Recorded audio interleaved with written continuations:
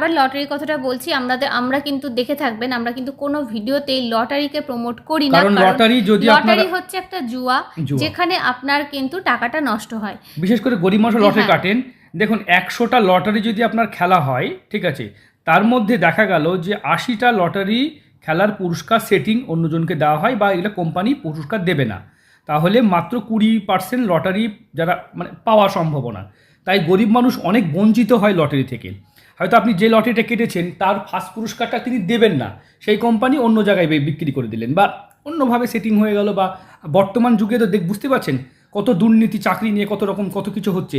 তাহলে একটা lottery system ভাবুন, তারাপদ মেমোরিয়াল হলে লটারি খেলা হয় বা সিকিমে হয়, আপনারা থরি গিয়ে দেখবেন, কেউ যায়, কেউ কেউ 50 টাকা কেটেছে বা কেউ 5,000 টাকার কাটলেও আপনি গেছেন সিকিম, কোনদিন লটারিটা খেলা কে খেলাচ্ছে, কীভাবে খেলছে, তার নিষেধাজ্ঞা কে দেখছে।